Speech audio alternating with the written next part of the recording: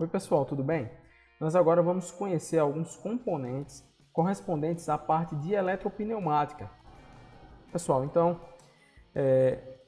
a bancada da gente, ela possui diversos componentes pneumáticos e também possui os componentes eletropneumáticos. Os componentes eletropneumáticos, né, que também são conhecidos como eletroválvulas, eles precisam de uma alimentação, ou seja, eles precisam que uma fonte externa possa alimentá-los para que eles funcionem. Então eles não vão depender apenas do sinal de ar comprimido, eles também dependem de uma corrente elétrica. E aí no caso aqui, para a gente fazer a alimentação dos componentes elétricos, né, das eletroválvulas, então a gente tem na nossa bancada uma fonte de alimentação estabilizada. Essa fonte aqui é uma fonte corrente contínua, né? Ela suporta até 10 A e 24 volts na saída dela. Então, as nossas eletroválvulas, os solenoides, eles vão ser acionados com 24 volts. E a corrente é bem menor, mas essa fonte suporta até uma corrente bem considerável, que é uma corrente de 10 A. Então, aqui como vocês podem ver, né, bornes de ligação rápida, as conexões aqui são com aqueles pinos do tipo banana, e aí são os cabos que nós temos aqui no laboratório da gente para a gente fazer as conexões. Bom, então saindo da fonte, né, nós temos aqui o distribuidor elétrico. Os componentes, pessoal, que compõem essa bancada, todos eles vocês vão ver que eles possuem aqui, ó, na parte superior, uma linha vermelha com a indicação de 24 volts e embaixo uma linha azul com a indicação de 0 volts. Então você puxa sinal da fonte para esses componentes e a partir do momento que você faz essa ligação, todo esse componente aqui vai estar alimentado. Então colocou a alimentação aqui nessa linha de cima, toda ela está ligada em série, você tem tensão. E mesma coisa aqui na parte de baixo. Então esse distribuidor elétrico ele tem duas funções. Uma é fazer sinal de iluminação e a outra é sinal sonoro. Em algumas das nossas aulas, pelo menos uma das aulas, nós vamos utilizar um exemplo no qual nós vamos utilizar o sinal sonoro e de iluminação para indicar um avanço ou talvez até um recuo de um atuador, certo? Então, aqui tem as características do componente, esse material vai ser passado para vocês, então vocês podem olhar com mais calma. Conforme eu for colocando eles nas aulas, a gente vai colocando a foto dele do lado para ficar mais claro para vocês. Bom, aí nós temos as eletroválvulas. Perdão, pessoal. No caso, aqui nós temos uma eletroválvula, 3 vias de acionamento por solenoide, né? Recuo por mola. Como vocês podem ver, a gente tem aqui a simbologia dela, a gente já aprendeu sobre simbologia. E essa válvula é uma das válvulas que nós temos aqui na bancada, que é comumente utilizada para o acionamento de atuadores de simples ação. Para acionar atuadores de duplação, nós temos aqui uma eletroválvula 5 vias. Ela também vai ser bastante utilizada pela gente durante os nossos circuitos. É mais uma das válvulas que nós temos aqui na bancada. O acionamento dela também é um acionamento elétrico e o retorno dela é por mola. Como vocês podem perceber, pessoal, é bem simples. O piloto dela, certo, vai ser um piloto elétrico, ou seja, que é o que a gente chama de solenoide. Em pneumática, a gente chamava de piloto exatamente porque ele era acionado pelo ar comprimido. Aqui não, aqui a gente precisa de um sinal elétrico para acionar. Mas quando essa válvula é acionada por esse sinal elétrico, então aqui, conforme vocês podem ver, elas têm os bornes. Então nessa parte inferior ela recebe a alimentação e esses dois bornes aqui da parte superior são quem são os responsáveis pela saída do sinal. Então é importante a gente ter essa ciência.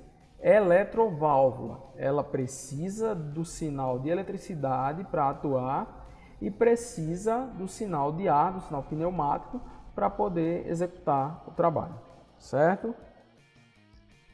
Aqui nós temos uma válvula de memória, que é uma 5 vias de acionamento por duplo solenoide.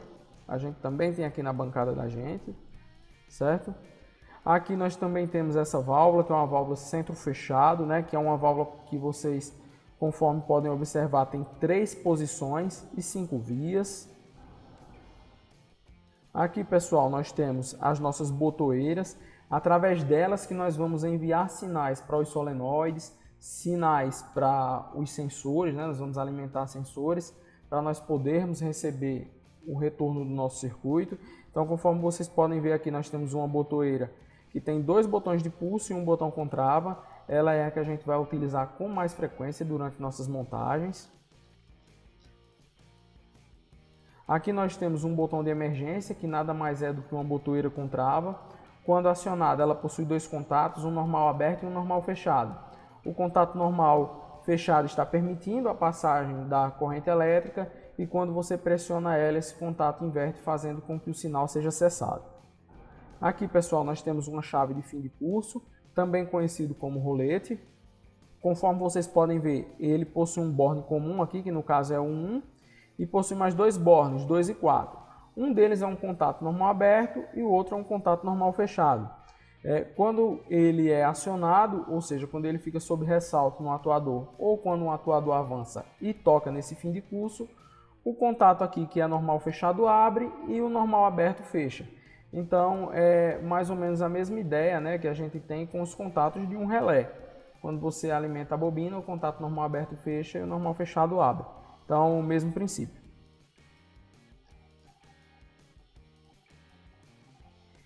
Temos aqui, pessoal, um sensor indutivo. Nós temos esse tipo de sensor aqui na nossa bancada.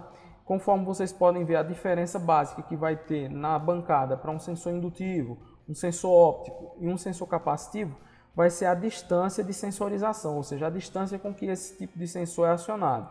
Okay? Então, nesse caso aqui, esse sensor ele trabalha com 5 milímetros e ele é do tipo PNP. Tentem lembrar, pessoal, da questão dos transistores, quando é PNP e quando é NPN, certo? Se vocês ficarem com dúvida, tentem dar uma lida nesse tipo de conceito. Geralmente esse sensor é um sensor com 3 fios, vocês até podem ver aqui na simbologia dele. Então a gente tem o positivo, o negativo e tem o retorno. O positivo a gente alimenta, o retorno envia o sinal para aquela válvula que a gente vai querer que ligue quando o sensor seja acionado e o negativo vai para o zero, ok? Então aqui nós temos um sensor capacitivo. Percebam que a diferença com relação ao indutivo é exatamente a questão da distância. O indutivo acionava com 5 milímetros, esse aqui ele pode ser acionado com até 50 milímetros de distância. Esse aqui no caso é um sensor, conforme vocês podem ver, que ele é a 4 fios, PNP, NPN. Então, quando alimentado, esse PNP vai fechar o contato, a gente vai ter um na saída e o NPN vai se tornar zero. Quando não alimentado, ele funciona no modo normal, que é o modo que vocês estão vendo aqui. Temos o sensor óptico, que é o sensor que tem a maior distância de sensorização, que é de 300 milímetros. A gente também tem esse tipo de sensor aqui na bancada. Temos eles com 3 fios e com 4 fios, tudo vai depender muito do tipo de aplicação que você vai fazer. Aqui nós temos o sensor de proximidade, sensor magnético. Em algumas das nossas práticas nós vamos utilizar esse sensor, um sensor também com 3 fios, certo? Então positivo, negativo e retorno também é do tipo PNP. Aqui, pessoal, nós temos uma placa de relés auxiliares. Então, sempre que a gente precisar fazer um acionamento extra de alguma eletroválvula, nós vamos utilizar essas bobinas de relé que nós temos aqui, né? Espécie de contactor. E aí, quando alimentada, mesma ideia, contato fechado abre, contato aberto fecha. É a história da porta NOT que vocês já estão bem habituados, ok, pessoal? Temos aqui um relé temporizador. Esses relés temporizadores, aqui na bancada da gente, a gente vai utilizar para mostrar quando um atuador avança, por exemplo, a gente consegue permitir que ele fique determinado tempo avançado ou determinado tempo recuado. E a gente também consegue configurar esse tipo de relé para que ele fique executando o ciclo automático, ou seja, ele fica 5 segundos, volta, fica mais 5, volta, e aí ele fica executando as ações. A gente também tem esse tipo de sensor aqui na bancada. Então aqui a gente tem uma espécie de potenciômetro, onde a gente gira e faz a determinação do tempo para fazer as conexões. Temos aqui, pessoal, um contador. Esse contador, ele tem uma função bem simples no circuito. Você pode dizer quantas vezes você quer que o seu circuito fique funcionando, e você também pode determinar o tempo em que esse contador vai atuar, ou seja, ele executa 10 ações, para 5 segundos e executa mais 10, para mais 5 executa mais 10. Então você tem aqui alguns botões onde você executa essa programação. A programação é muito simples. Você apertou o botão, ele pergunta a quantidade de contagens. Apertou de novo, ele pede para configurar o tempo. Bem tranquilo, certo? Então a gente também vai utilizar ele durante as nossas práticas. E por fim, nós temos aqui os nossos cabos elétricos, né, que são bornes do tipo banana em 4 milímetros. São eles que nós utilizamos para fazer as conexões, certo? Então, conforme vocês podem ver aqui, pessoal, esses cabos eles suportam a corrente de até 10 A, que é o mais do que suficiente para o que a gente está trabalhando. E aí a gente tem cabos vermelhos, azuis e pretos, só para a gente diferenciar melhor na hora das montagens. Então, basicamente esses são os componentes que nós temos na bancada eletropneumática. Eu sei que assim só falando e vendo as imagens fica um pouco complicado, mas quando a gente for para a prática, então a gente vai colocar os componentes ali, vocês vão enxergar, eu vou colocar as fotos. Se vocês tiverem alguma dúvida, vocês podem abrir esse catálogo e observar. Por hora eu só queria que vocês conhecessem eles melhor. Eu deixo aqui meu abraço, me coloco à disposição para tirar qualquer dúvida e até a próxima aula, pessoal.